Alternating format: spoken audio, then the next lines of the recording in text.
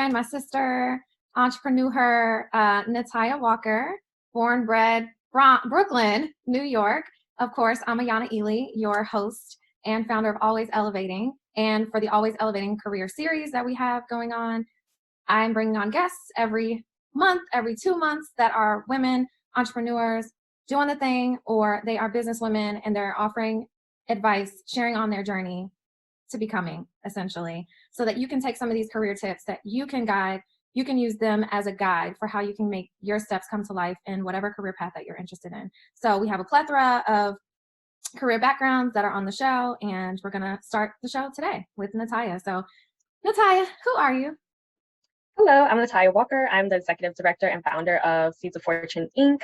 And I am an advocate for financial empowerment of women of color and people of color in general. Love it.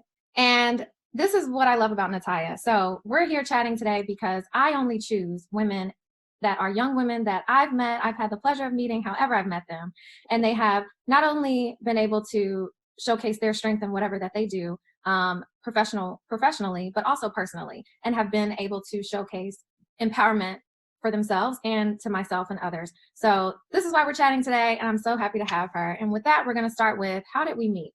So from my point of view, Nataya and I met at a professional event several years ago, probably 4 or 5 years ago in New York City. I don't remember the organization. Do you remember? NAMIC?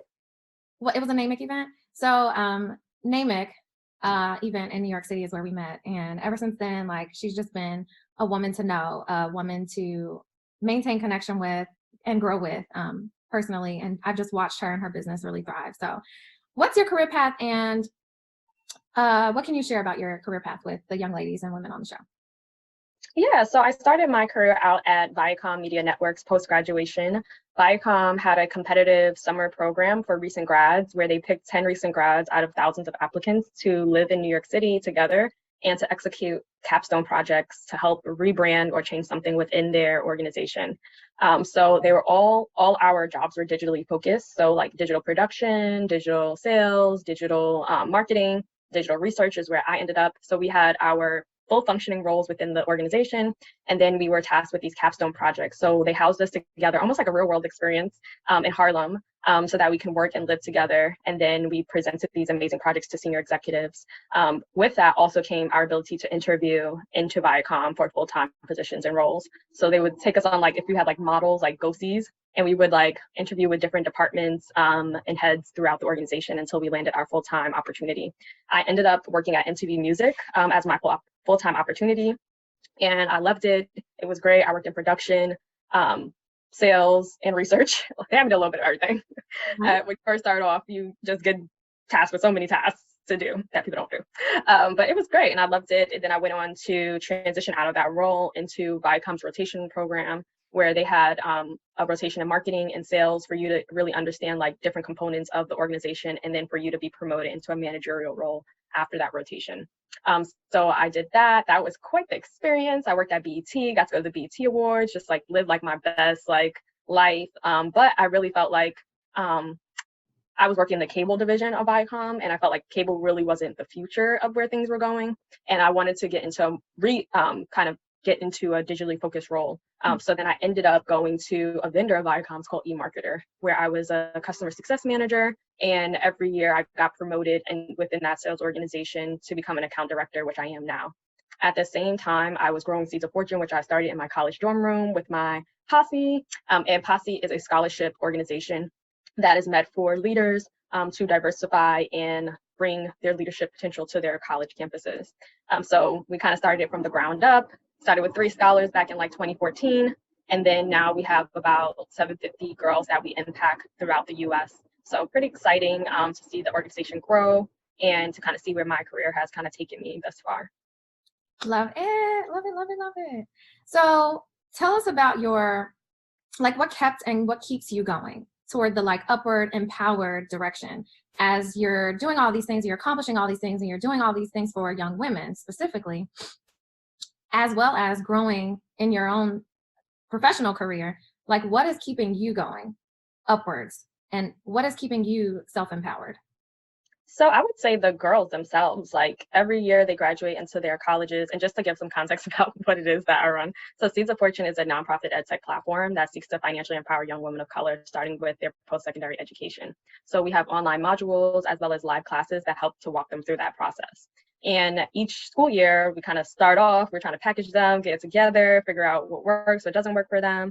And we are able to see by May of the next year, like them going to college, them growing into themselves as young women. But then also we have college graduates as well. So I've had the pleasure to see them grow from like 16 to 24 at this point. I think that oldest class is like 25 now. 25 years old, and just to see their transition as young women is inspiring. And they push me all the time to be better. Like Gen Z, they are something else. And they challenge the ideas of the organization, how we operate the organization, and they're the ones that push it forward and make it better. And then in my corporate career, I am transitioning out of my corporate career next year, but in my corporate career, I worked in sales, and sales is a competitive business sector of the business to be in. It's built in competition all the time, but I really do it for my clients. Like I enjoy the Fortune 500 companies that I work with, being able to provide them data and insights that can inform their decisions that they make, and for them to be able to go out into the marketplace and do the best that they can to deliver on a great product and service. So yeah, it keeps me motivated. I get paid well to do it, and I am sad to go, but I feel like, you know, it's great to grow and challenge yourself in different ways throughout your career. Absolutely. And what skills rather, should ladies and girls interested in that sort of career path, whether starting a nonprofit or media or account management, what kind of skills would you say they should acquire to step into either one of those positions? I feel like there are varied of skill sets that you'll probably need for each one of them, but I feel like a commonality between a lot of the skill sets that they will need to be successful really comes down to understanding your market and understanding who you are trying to serve. And that comes with, I have a foundation in research. Like, I guess like after that summer associates program, they basically like picked all our careers for us. Like, they're like, you know what, you're going into research, you're going into production, you're going into business sales or whatever. And we basically all stayed in those same functionalities.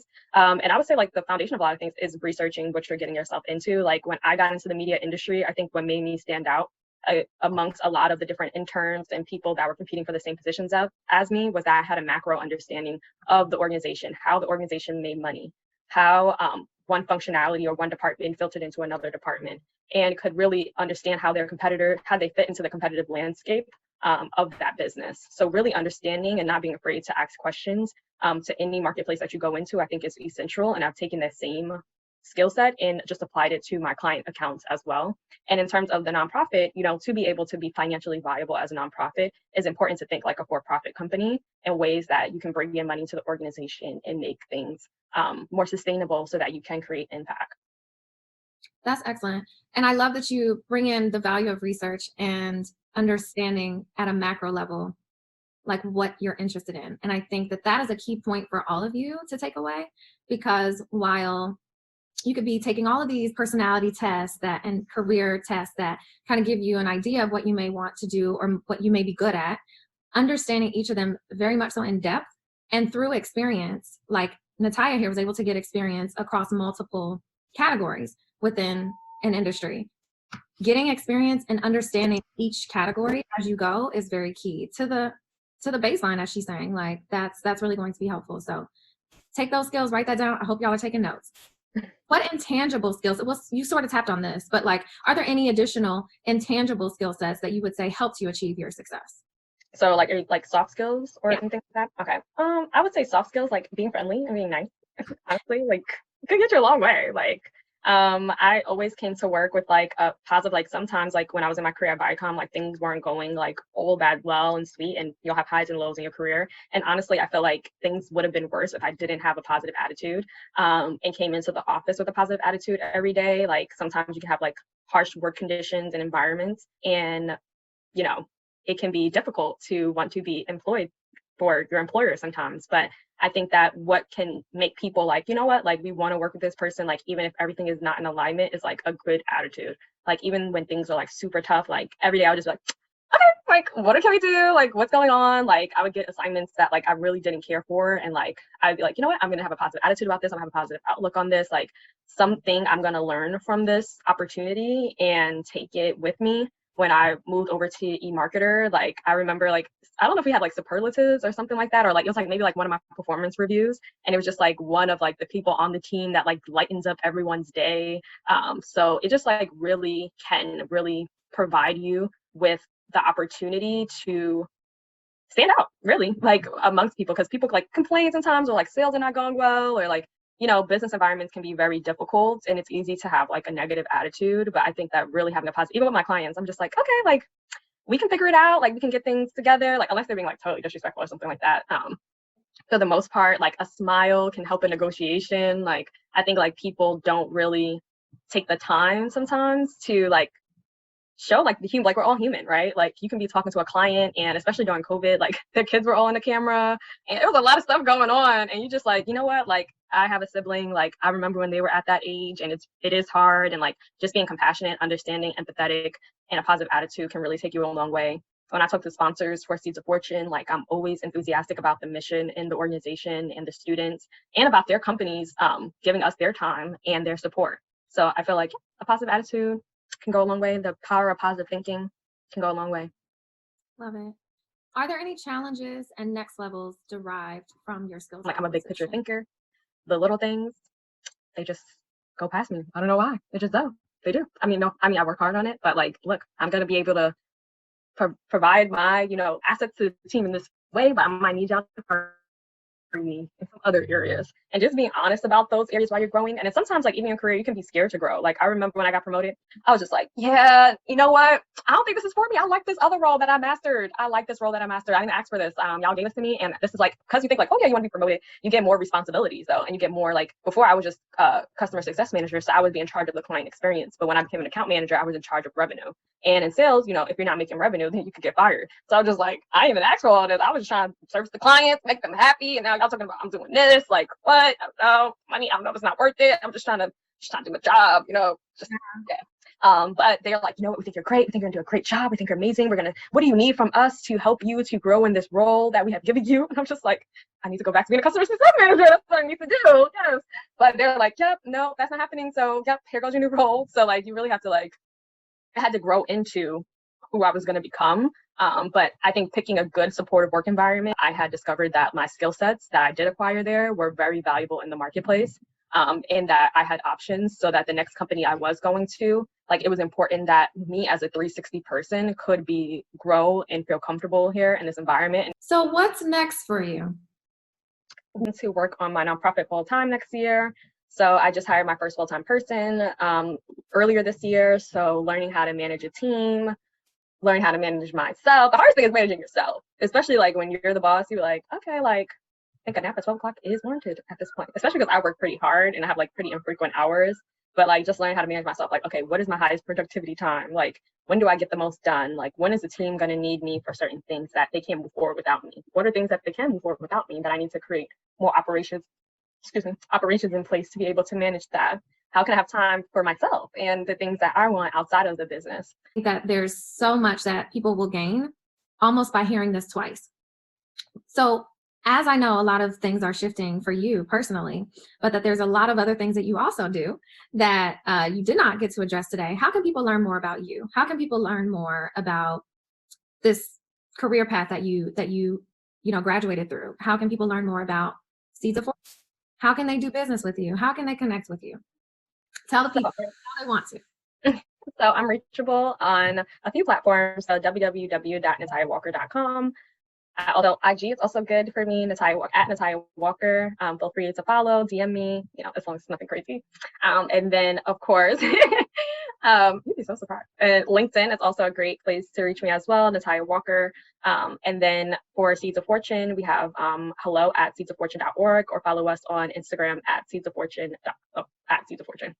Thank you so much for coming. Thank you for sharing with the ladies and the young women out there about you and your journey and how they can connect with you and boss up themselves. I think that's super important for all of us to continue to share our stories, to be very specific in how we were able to make these things happen for us, because other people may not be getting this information. The other folks out here may not be getting this knowledge or this empowerment or this help as they're navigating their life journey. And there's room for all of us at the table.